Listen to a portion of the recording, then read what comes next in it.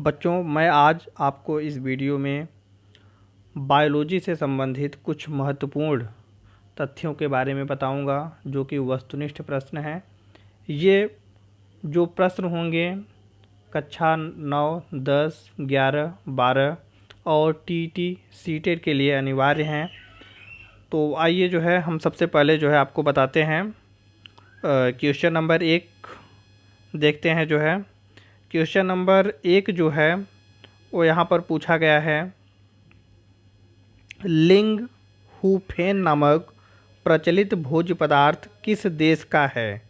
यहाँ पर आपका पहला क्वेश्चन है, लिंग हुफेन नामक प्रचलित भोज्य पदार्थ किस देश का है। तो लिंग हुफेन जो एक जो है भोज्य पदार्थ है, वह जो है हांगकांग का प्रचलित भोज्य पदार्थ है। क्वेश्चन नंबर दूसरा, लिंग हुफेन नामक भोज्य पदार्थ बनाया जाता है, यानी लिंग हुफेन नामक जो भोज्य पदार्थ है किस जंतु के द्वारा बनाया जाता है। तो मैं यहाँ पर आपको बता दूँ, इसका उत्तर सांप के मांस द्वारा, क्योंकि लिंग हुफेन जो भोज्य पदार्थ है यह सांप के मांस के द्वारा बनाया जाता है और हांगकांग के निवासी जो है इसे भारी मात्रा में बड़े ही चाव से खाते हैं।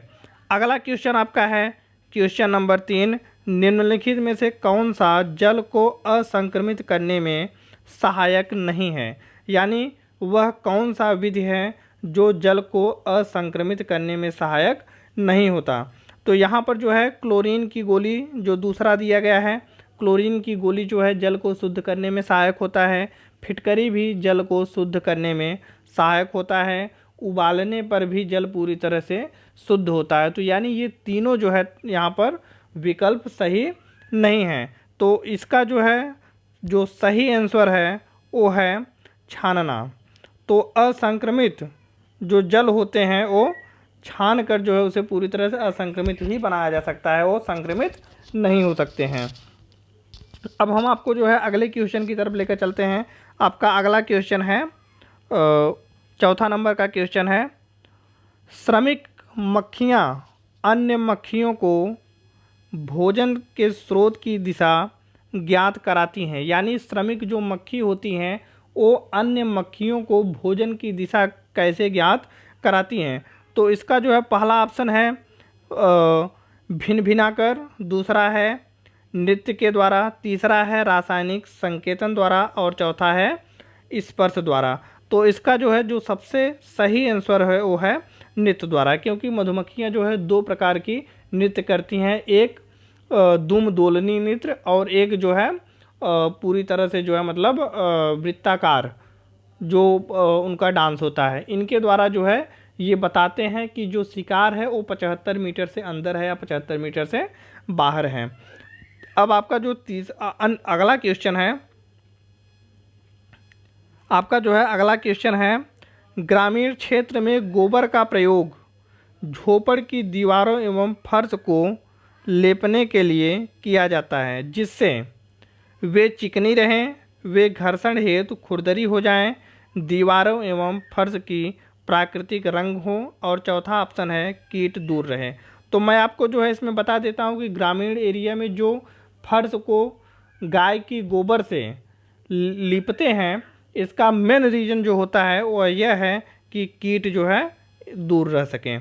अगला जो है क्वेश्चन है, निम्नलिखित पौधों में से कौन सा वृक्ष का उदाहरण है। तो यहाँ पर 4 ऑप्शन दिए गए हैं, इनमें से कौन सा जो है वृक्ष का उदाहरण है। तो इसमें जो 4 ऑप्शन दिया गया है, नंबर 1 है बरगद, दूसरा है गुलाब, तीसरा है मेहंदी और चौथा है तुलसी। तो यहाँ पर जो है बरगद का जो वृक्ष का उदाहरण है वो है आपका बरगद। अब आपका अगला क्वेश्चन है, कुनैन नामक दवाई प्राप्त होता है। कुनैन नामक जो दवा होता है, कुनैन नामक जो औषधि होती है वो किस वृक्ष से प्राप्त होती है, इसे आपको बताना है। तो इसमें भी कई ऑप्शन हैं। पहला है नीलगिरी के पौधों से, दूसरा है एकोनाइट के पौधों से, तीसरा है सिनकोना के पौधों से और चौथा है जलीय पौधों से। तो इसका जो सही आंसर है वह है सिनकोना के पौधों से। अगला जो है उत्सर्जन तंत्र किससे संबंधित नहीं है। दिए गए ऑप्शन में कौन एक उत्सर्जन तंत्र नहीं है? तो यहाँ पर जो है ऑप्शन में दिया गया है वृक्क, कान, फेफड़े और त्वचा। तो यहाँ पर देखिए जो वृक्क है यह भी जो है एक उत्सर्जी अंग है, फेफड़ा भी एक उत्सर्जी अंग है और त्वचा भी एक उत्सर्जी अंग है, लेकिन इसमें पूछा है कौन उत्सर्जी अंग नहीं है, तो आपका आंसर जो है कान। कान जो है उत्सर्जी अंग नहीं है। अगला क्वेश्चन आपका जो है क्वेश्चन नंबर 9, वर्षा के होने से निम्न में से किसकी महत्वपूर्ण भूमिका होती है? तो वर्षा जो होती है उसमें जो है कौन से कारक महत्वपूर्ण भूमिका निभाते हैं? तो पहला ऑप्शन है शोधन की, दूसरा है वाष्पीकरण की, तीसरा है संघनन की और चौथा है वाष्पीकरण और संघनन। तो इन विकल्पों में जो है सबसे जो सही आंसर है वो आपका है वाष्पीकरण और संघनन की। अब हम जो है आपको अगले क्वेश्चन की तरफ लेकर चलते हैं। क्वेश्चन नंबर 10 है, मादा मच्छर रक्त चूसने का कार्य क्यों करती है? मादा मच्छर क्यों रक्त को चूसती है? तो इसके लिए जो है ऑप्शन दिया गया है, उसके लिए भी 4 ऑप्शन आपके पास है। पहला है मलेरिया फैलाने के लिए, दूसरा है संक्रमण फैलाने के लिए, तीसरा ऑप्शन है अपने जीवन को बचाने के लिए और चौथा है अंडे देने के लिए।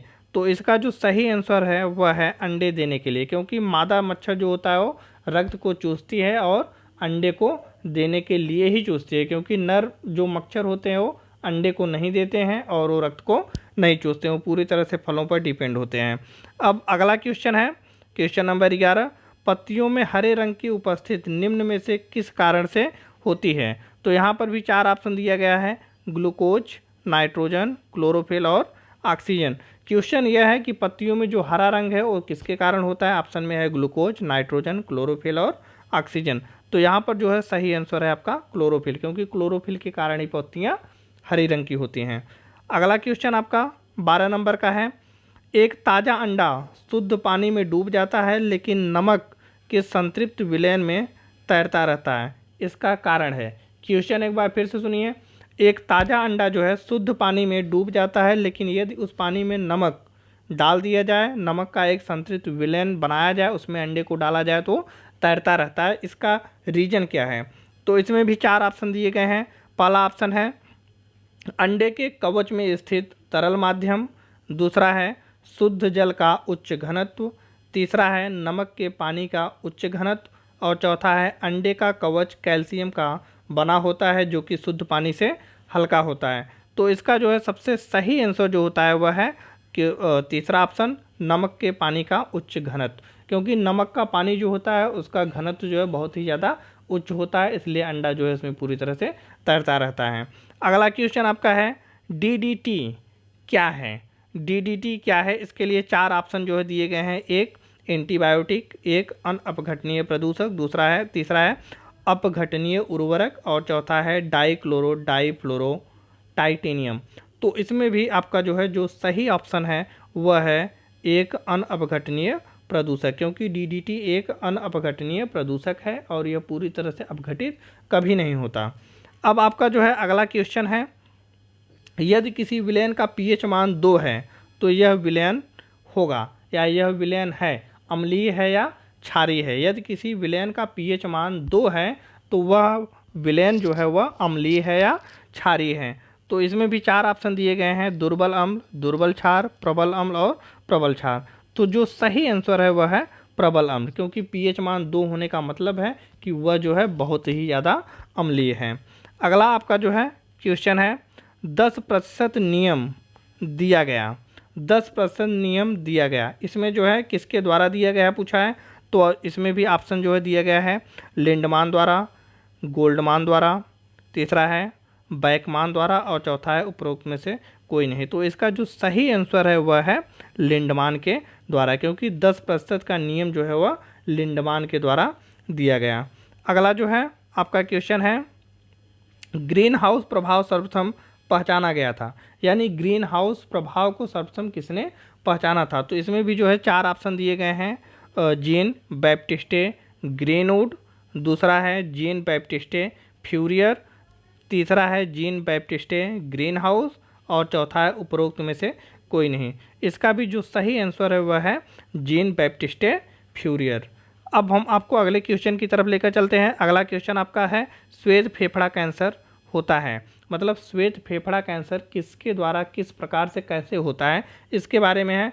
तो इसमें भी जो है 4 ऑप्शन दिए गए हैं। पहला है एस्बेस्टस के द्वारा, एस्बेस्टस से, दूसरा है पेपर से, तीसरा है टेक्सटाइल से और चौथा है सिलिका से। तो इसमें जो आपका सही आंसर है वह है टेक्सटाइल से, क्योंकि टेक्सटाइल कंपनी में रुई के कार्य किए जाते हैं। रुई के छोटे छोटे कण श्वास के रास्ते फेफड़े में जाकर कलेक्ट हो जाते हैं और श्वेत फेफड़ा कैंसर उत्पन्न करते हैं। अब हम आपको अगले जो है क्वेश्चन की तरफ लेकर चलते हैं। अगला क्वेश्चन 18 नंबर का क्वेश्चन है, लंदन धूम्र पाया जाता है। आपका क्वेश्चन है लंदन धूम्र पाया जाता है। इसमें ऑप्शन में जो है दिया गया है, पहला ऑप्शन है ग्रीष्म काल में दिन में, दूसरा है ग्रीष्म काल में सुबह के समय, तीसरा है शीतकाल में दिन के समय और चौथा है शीतकाल में सुबह के समय।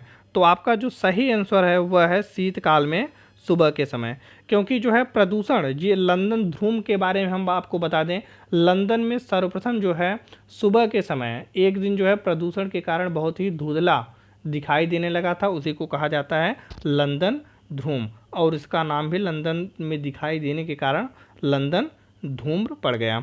अगला जो है आपका क्वेश्चन है, प्रोजेक्ट टाइगर कब लागू किया गया, यानी प्रोजेक्ट टाइगर जो प्रोजेक्ट है, टाइगर का प्रोजेक्ट है, वह कब लागू किया गया, किस सन में लागू किया गया। तो इसके लिए भी जो है 4 ऑप्शन दिया गया है, 2011, 1970, 1973, 2007। तो आपका सही आंसर जो है वह है 1973। 1973 आपका जो है सही ऑप्शन है। अगला क्वेश्चन है, भारत में बाल विवाह निरोध अधिनियम किस वर्ष पारित किया गया। तो यहाँ पर भारत में बाल विवाह अधिनियम निरोध अधिनियम किस वर्ष पारित किया गया। तो यहाँ पर भी 4 ऑप्शन दिया गया है। पहला ऑप्शन है 2006, दूसरा है 2008, तीसरा है 2011 और चौथा है 1997। तो इसका जो सही आंसर है वह है 2006, क्योंकि जो बाल विवाह निरोध अधिनियम था वह 2006 में जो है पारित हुआ और 2007 में जो है इसे लागू किया गया। अब आपका जो है अगला क्वेश्चन है, बागवानी के लिए कौन से प्रकार का उर्वरक उपयोगी होता है।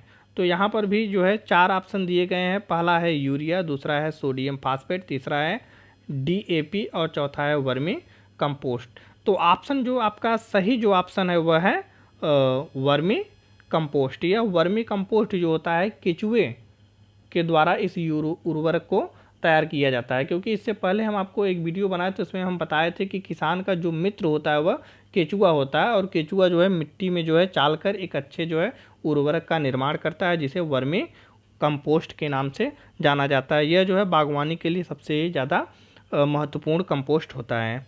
अब हम आपको अगला क्वेश्चन जो है बताते हैं, क्वेश्चन नंबर 22, निम्न में से किसमें उद्यान कृषि का अध्ययन किया जाता है। मतलब यह इसमें जो है वनस्पति विज्ञान की शाखाएं दी गई हैं और पूछा गया है कि किसमें जो है उद्यान कृषि का अध्ययन किया जाता है। इसमें ऑप्शन है बॉटनी, दूसरा है हॉर्टिकल्चर, तीसरा है जियोलॉजी और चौथा है एनाटॉमी। तो आपका जो सही आंसर है वह है हॉर्टिकल्चर, क्योंकि हॉर्टिकल्चर में ही उद्यान कृषि का अध्ययन किया जाता है। अब जो है हम आपको अगला क्वेश्चन लेकर चलते हैं। 23 नंबर का क्वेश्चन है, राजस्थान का राज्य पशु कौन सा है। तो राजस्थान का राज्य पशु यहाँ पर पूछा गया है। राजस्थान का राज्य पशु के लिए ऑप्शन 4 दिए गए हैं। इसमें पहला है बाघ, दूसरा है गाय, तीसरा है ऊंट और चौथा है भेड़। राजस्थान में जो है बहुत ज़्यादा जो है मतलब बालू होती है, तो वहाँ पर रेत पर चलने के लिए ऊंट जो है सबसे सुगम होते हैं, इसलिए वहाँ का जो राज्य पशु होता है वह है ऊंट। राजस्थान के राज्य पशु को हम ऊंट कहते हैं। आपका अगला क्वेश्चन है, ऊन प्राप्त होता है, यानी ऊन निम्नलिखित में से किस जंतुओं के द्वारा प्राप्त होता है, इसे आपको बताना है। तो मैं इसमें जो है ऑप्शन आपको बता दूं। इसमें जो है पहला ऑप्शन है भेड़, ऊंट एवं याक के बालों से, दूसरा ऑप्शन है भेड़, शेर एवं ऊंट के बालों से, तीसरा ऑप्शन है ऊंट, हाथी एवं खरगोश के बालों से और चौथा ऑप्शन है गाय, बकरी एवं भेड़ के बालों से। तो आपका जो सही आंसर होगा वह पहला होगा, भेड़, ऊंट और याक के बालों से ऊन को प्राप्त किया जाता है। अब आपका जो है अगला जो क्वेश्चन है वह क्वेश्चन है, मानव के शरीर का सामान्य तापमान कितना होता है? यह बहुत ही ज़्यादा महत्वपूर्ण क्वेश्चन है, क्योंकि यह आम जनरल तरीके से भी आपको जो है मालूम होना चाहिए कि हमारे शरीर का जो है टेम्परेचर कितना होता है। तो हम आपको जो है बता देते हैं कि हमारे शरीर का जो है टेम्परेचर कितना होता है। तो इसमें जो है ऑप्शन में 4 ऑप्शन पहले दिए गए हैं, इसे आप देख लीजिए।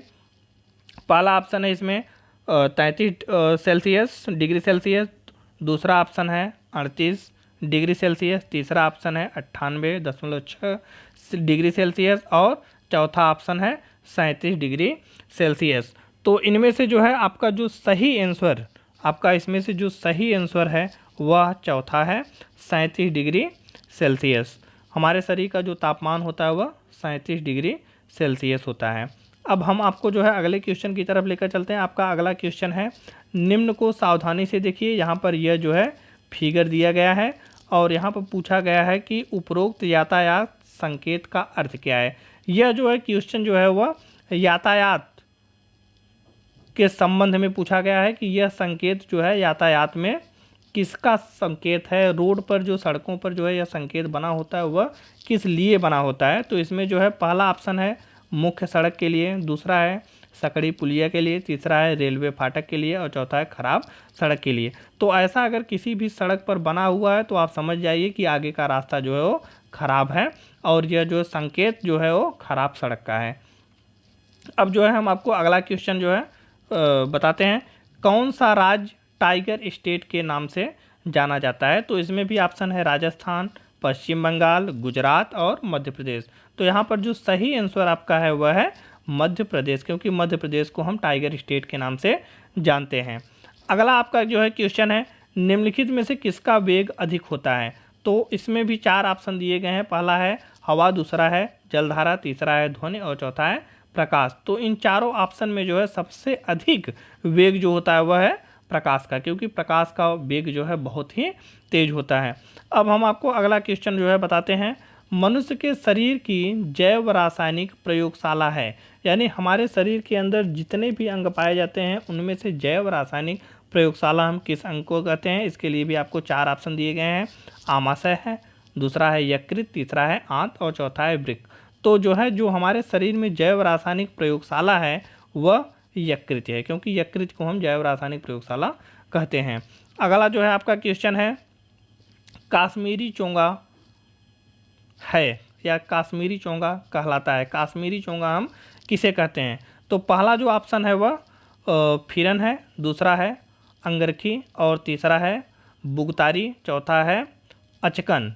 तो पहले हम आपको काश्मीरी चोंगा के बारे में बता देते हैं। कश्मीर के लोग जो गले से लेकर जो है पैर तक एक चोगा पहने रहते हैं, एक कपड़ा ओढ़े रहते हैं, पहने रहते हैं, उसी को हम काश्मीरी चोगा के नाम से जानते हैं। और उस काश्मीरी चोगे का नाम है फिरन, क्योंकि उस चोगे को हम फिरन कहते हैं, इसलिए ऑप्शन जो है पहला आपका सही है। अब हम आपको जो है अगले क्वेश्चन की तरफ लेकर चलते हैं। अगला क्वेश्चन है आपका जो है एटीएम का पूरा नाम। एटीएम का पूरा नाम बताइए। इसमें भी 4 ऑप्शन दिए गए हैं। पहला है ऑटोमेटेड टेलर मशीन, दूसरा है ऑल टाइम मनी, तीसरा है ऑटोमेटेड ट्रांसफ़र मशीन और चौथा है ऑडिट टेलर मशीन। ऑप्शन आपका जो है पहला सही है, क्योंकि एटीएम को हम जो है ऑटोमेटेड टेलर मशीन के नाम से जानते हैं, इसलिए आपका पहला ऑप्शन सही है। अब हम आपको अगला क्वेश्चन जो है बताते हैं। अगला क्वेश्चन आपका है, भारत में लड़के व लड़कियों की विवाह योग्य न्यूनतम आयु कितनी है। यानी हमारे भारत में जो लड़के और लड़कियां हैं उनके विवाह की सबसे न्यूनतम आयु कितनी है। तो हम आपको बता देते हैं। इसमें भी 4 ऑप्शन दिए गए हैं। पहला है 21 वर्ष व 18 वर्ष, दूसरा है 18 वर्ष व 21 वर्ष, तीसरा है 18 वर्ष व 18 वर्ष और चौथा है 18 वर्ष व 16 वर्ष। तो आपका जो ऑप्शन सही ऑप्शन है वह है 21 वर्ष व 18 वर्ष, क्योंकि भारत में जो है लड़के की विवाह की आयु जो है 21 वर्ष न्यूनतम और लड़कियों का जो है 18 वर्ष है। लड़के जो है 21 वर्ष से कम उम्र में विवाह नहीं कर सकते और लड़कियां जो है 18 वर्ष से कम आयु में विवाह नहीं कर सकती। अब आपका जो है अगला जो क्वेश्चन है वह है विश्व विकलांग दिवस कब मनाया जाता है। तो इसका जो है इसमें भी 4 ऑप्शन दिए गए हैं। पहला है 3 नवंबर, दूसरा है 3 अक्टूबर, तीसरा है 3 दिसंबर और चौथा है 3 मार्च। तो हम आपको बता देते हैं कि प्रतिवर्ष विश्व विकलांग दिवस जो है वो 3 दिसंबर को मनाया जाता है। अब आपका जो है अगला क्वेश्चन है, पर्यावरण अध्ययन में क्षेत्र भ्रमण का मुख्य उद्देश्य होता है। हम लोग पर्यावरण अध्ययन में जो क्षेत्र, जो विभिन्न क्षेत्रों में जाकर जो है उसका भ्रमण करते हैं, उसका मुख्य उद्देश्य क्या होता है, इसके बारे में पूछा है। तो इसमें भी 4 ऑप्शन हैं। हम जो भ्रमण करने के लिए जाते हैं उसमें पिकनिक मनाना है, दूसरा ऑप्शन है मनोरंजन, तीसरा है प्रत्यक्ष अनुभव और चौथा है सरकारी योजना का निर्वाह। तो हम जो है पिकनिक मनाने तो वास्तव में सभी जाते हैं आजकल, लेकिन यह जो है बहुत ही गलत है। मनोरंजन का साधन मानते हैं, यह भी गलत है। और सरकारी योजना का निर्वाह भी जो है पूरी तरह से गलत है। यानी आपका जो सही आंसर है वह प्रत्यक्ष अनुभव है, क्योंकि हम प्रत्यक्ष जो है पर्यावरण के संपर्क में आते हैं और उनके तथ्यों को समझते हैं, इसलिए प्रत्यक्ष अनुभव जो है वो सही है। अगला आपका क्वेश्चन है, निम्न में से कौन सी खरीफ की फसल नहीं है। यहाँ पर खरीफ की फसल के बारे में पूछा है कि कौन सी खरीफ की फसल नहीं है, इसके बारे में बताना है। इसमें भी 4 ऑप्शन दिए गए हैं। पहला है चावल, दूसरा है गन्ना, तीसरा है गेहूँ और चौथा है मक्का। तो यहाँ पर जो है गेहूँ जो होती है यह खरीफ की फसल नहीं है, क्योंकि गेहूँ जो है रबी फसल है। अगला जो है आपका, हम अब क्वेश्चन आपको बता दें, हमारे शरीर में किस अंग द्वारा अमोनिया को यूरिया में बदला जाता है। तो इसमें भी आप 4 ऑप्शन जो है आपके नीचे यहाँ पर क्वेश्चन के नीचे दिया गया है। पहला ऑप्शन है यकृत, दूसरा है वृक्क, तीसरा है फेफड़ा और चौथा है हृदय। निम्नलिखित इन चारों अंगों में से कौन सा ऐसा अंग है जो अमोनिया को यूरिया में बदल देता है। तो इसके लिए सबसे जो है सही आंसर है वह है यकृत, क्योंकि यकृत में ही जो है अमोनिया यूरिया में कन्वर्ट होता है हमारे शरीर में। अगला आपका क्वेश्चन है, सामाजिक बुराइयों का उदाहरण है। 4 ऑप्शन दिए गए हैं, इनमें से पूछा है कि कौन सा जो है सामाजिक बुराइयों का उदाहरण है। तो चारों में जो है ये 4 ऑप्शन आपका जो है, पहला है बाल विवाह, दूसरा है दहेज, तीसरा है बाल श्रम और चौथा है ये सभी। तो देखिए बाल विवाह जो है सामाजिक बुराई है ही, दहेज भी एक सामाजिक बुराई है, बाल श्रम भी सामाजिक बुराई है। अतः जो है ये सभी जो चौथा ऑप्शन है यही जो है आपका सही करेक्ट आंसर है। अब हम आपको अगले क्वेश्चन की तरफ लेकर चलते हैं, धूम्रपान से होने वाले प्रमुख रोग कौन से हैं। तो यहाँ पर जो है 4 ऑप्शन दिए गए हैं। पहला है तपेदिक, दूसरा है कैंसर, तीसरा है अल्सर और चौथा है अनिद्रा। बच्चों, धूम्रपान यानी सिगरेट या बीड़ी पीने से जो है फेफड़े का कैंसर होता है, इसलिए जो है दूसरा ऑप्शन आपका सही है। अब आपका अगला क्वेश्चन है, शारदा एक्ट का संबंध निम्न में से किससे है। यानी निम्न में से किससे जो है शारदा एक्ट का संबंध है। तो पहला ऑप्शन इसमें दिया गया है बाल विवाह, दूसरा है दहेज प्रथा, तीसरा है बाल श्रम और चौथा है अनिवार्य शिक्षा। तो इसका जो सही आंसर है वह है बाल विवाह, क्योंकि शारदा एक्ट जो है वह बाल विवाह से संबंधित है। क्योंकि शारदा एक्ट जो है वह हम आपको बता दें कि 1929 ईस्वी में जो है शारदा एक्ट को लागू किया गया था। इस एक्ट के तहत जो है लड़के और लड़कियों के शादी का उम्र का निर्धारण किया गया था। उस समय शारदा एक्ट के अनुसार जो है जो लड़के की उम्र है वह 18 वर्ष और लड़कियों की उम्र 14 वर्ष की उम्र में ही शादी जो है अनिवार्य था। अब हम आपको जो है अगला क्वेश्चन बताते हैं। जो है अगला क्वेश्चन 40 नंबर का है, मिनीमाटा रोग प्रदूषण जनित रोग है जो परिणाम है। यानी जो मिनीमाटा रोग है वह किस प्रदूषक के द्वारा उत्पन्न होता है, इसे आपको बताना है। तो इसमें भी 4 ऑप्शन दिए गए हैं। पहला है समुद्र में बिखरे तेल के कारण, दूसरा है वायुमंडल में आर्सेनिक जमा हो जाने के कारण, तीसरा है औद्योगिक पारा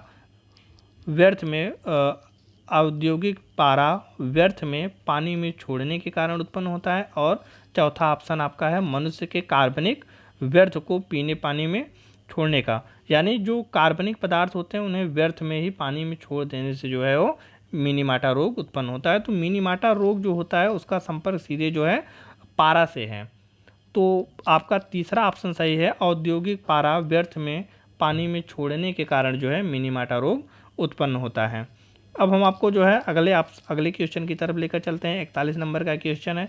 इस क्वेश्चन में पूछा गया है, सबसे ऊंचे पेड़ पर घोंसला बनाता है। इसमें 4 ऑप्शन दिया गया है। पहला है कबूतर, दूसरा है तोता, तीसरा है चील और चौथा है गौरैया। तो चारों जो है पक्षियों में से सबसे ऊंचे वृक्ष पर कौन सा पक्षी घोंसला बनाता है। तो आपका जो सही आंसर है वह है चील, क्योंकि चील जो है सबसे ऊंचे वृक्ष पर अपने घोंसले को बनाता है। अब आपका जो है अगला क्वेश्चन है, लौंग और केसर पौधों का कौन सा भाग उपयोग किया जाता है? यानी लौंग और केसर जो होते हैं पौधे, उनके किस भाग को हम प्रयोग करते हैं? तो इसमें जो है ऑप्शन में 4 ऑप्शन दिए गए हैं। पहला ऑप्शन है फल, दूसरा है फूल, तीसरा है जड़ और चौथा है तना। तो इसमें जो है लौंग और जो केसर होते हैं उनके हम फूलों को खाते हैं। तो दूसरा ऑप्शन आपका सही है। अगला क्वेश्चन है, बर्फ पर अंडे देने वाले पक्षी हैं, यानी निम्नलिखित में से कौन सा पक्षी है जो बर्फ पर अंडा देता है? तो इसके लिए भी 4 ऑप्शन दिए गए हैं। पहला है आर्कटिन टर्न, दूसरा है हमिंग बर्ड, तीसरा है एल्बैट्रॉस और चौथा है पेंगुइन। तो इन चारों ऑप्शनों में से सबसे सही जो ऑप्शन है वह पेंगुइन है। पेंगुइन जो होता है वह बर्फ पर अंडे देने वाला पक्षी है। अगला आपका जो है क्वेश्चन है, चेरनोबिल दुर्घटना किससे संबंधित है? तो चेरनोबिल दुर्घटना के लिए जो है 4 ऑप्शन यहाँ पर दिए गए हैं। पहला ऑप्शन है भूस्खलन से, दूसरा है भूकंप से, तीसरा है नाभिकीय दुर्घटना से और चौथा है अम्लीय वर्षा से। तो यहाँ पर हम जो है आपको बता देते हैं कि यह किससे संबंधित है। देखिए, जो ये चेरनोबिल दुर्घटना है, यह दुर्घटना जो है यूक्रेन में एक न्यूक्लियर पावर पॉइंट पर घटित होने वाली एक घटना थी। वहाँ पर न्यूक्लियर पावर पॉइंट जो था, एक न्यूक्लियर जो संयंत्र बनाया गया था, उसके फटने से जो है यह दुर्घटना घटी थी। अतः जो है यह आपका जो है सबसे जो करेक्ट आंसर है वह नाभिकीय दुर्घटना है। अब हम आपको 45 नंबर के क्वेश्चन पर लेकर चलते हैं। भारत में हरित क्रांति का जनक कहा जाता है। इसके लिए भी 4 ऑप्शन दिए गए हैं। पहला है प्रोफेसर बीरबल साहनी, दूसरा है डॉक्टर MS स्वामीनाथन, तीसरा है प्रोफेसर MOP आयंगर और चौथा है डॉक्टर V कुरियन। तो आपका जो सही आंसर है वह है डॉक्टर MS स्वामीनाथन, क्योंकि डॉक्टर MS स्वामीनाथन को हम हरित क्रांति का जनक कहते हैं। अब आपका जो है अगला क्वेश्चन है, किस मृदा में जल धारण क्षमता अधिक होती है? तो इसमें भी जो है 4 ऑप्शन दिए गए हैं। पहला ऑप्शन है दोमट मिट्टी, दूसरा है बलुई मिट्टी, तीसरा है चिकनी मिट्टी और चौथा है बारीक बालू। तो यहाँ पर हम आपको जो है सही आंसर आपका बता रहे हैं कि जो चिकनी मिट्टी होती है, चिकनी मिट्टी में जल धारण क्षमता सबसे अधिक होती है। अब हम आपको अगला जो है क्वेश्चन बताते हैं, रेड डाटा बुक में सम्मिलित है। तो रेड डाटा बुक जो होता है वह विलुप्त या विलुप्तता की तरफ अग्रसर होने वाले जीवों के लिए बनाया जाता है। तो इसमें जो है निम्नलिखित में से रेड डाटा बुक में क्या सम्मिलित किया जाता है, इसे आपको बताना है। इसमें 4 ऑप्शन दिए गए हैं। पहला है विलुप्त हो रहे जीव, दूसरा है सुभेद जीव, तीसरा है आपत्तिग्रस्त जीव और चौथा है ये सभी। तो ये सभी जो है मतलब विलुप्तता के कगार पर होने वाले, पहुंचने वाले जीवों के लिए है। अतः ये सभी ऑप्शन आपका सही है, करेक्ट है। अब हम आपको जो है अगले क्वेश्चन की तरफ लेकर चलते हैं। अगला क्वेश्चन आपका है, स्पर्श गंगा अभियान का मुख्य उद्देश्य है। तो यहाँ पर जो है इस स्पर्श गंगा अभियान का मुख्य उद्देश्य जो है वह है गंगा की स्वच्छता। अतः आपका दूसरा ऑप्शन जो है गंगा की स्वच्छता सही है। अब हम आपको जो है अगले क्वेश्चन की तरफ लेकर चलते हैं। कार्बन डेटिंग विधि प्रयुक्त की जाती है। जो रसायन विज्ञान में या फॉरेंसिक लैब में कार्बन डेटिंग विधि का प्रयोग किया जाता है वह किसके लिए किया जाता है? तो इसमें 4 ऑप्शन दिए गए हैं। पहला है स्थान ज्ञात करने में, दूसरा है वस्तु की आयु ज्ञात करने में, तीसरा है लिपि को पहचानने में और चौथा है वस्तु की पहचान करने में। तो आपका जो सबसे सटीक जो सही आंसर है वह है वस्तु की आयु ज्ञात करने में, क्योंकि कार्बन 14 का प्रयोग हम जो है वस्तु की आयु यानी हड्डियों या कंकालों या किसी भी चीज़ की जो है आयु के निर्धारण के लिए हम ज्ञात करते हैं। अब आपका जो है अगला क्वेश्चन है 50 नंबर वाला क्वेश्चन जो है वह है, हमारे पर्यावरण को बचाने के लिए 3 प्रकार के आर कौन हैं? जो हमारे पर्यावरण को बचाने के लिए 3 प्रकार के आर का प्रयोग किया जाता है वे 3 प्रकार के आर क्या हैं, इसके बारे में जो है आपको बताना है। तो इसमें भी ऑप्शन जो है दिया गया है। पहला ऑप्शन है कम उपयोग पुनः चक्रण पुनः निर्माण, दूसरा है पुनः उपयोग पुनः संरचना पुनः निर्माण, तीसरा है कम उपयोग पुनः चक्रण पुनः उपयोग और चौथा है कम उपयोग पुनः चक्रण और पुनः संरचना। तो इसमें जो है सबसे जो सही आंसर है वह तीसरा है, कम उपयोग, पुनः चक्रण और पुनः उपयोग के द्वारा हम पर्यावरण को अच्छे से बचा सकते हैं। तो ये हुआ। अब हम आपको जो है देखिए इसमें जो है आप 2-3 बार जो है रिपीट कर लीजिए, आपका तैयार हो जाएगा। और जो भी आपको समस्या हो आप हमसे जो है पूछ सकते हैं।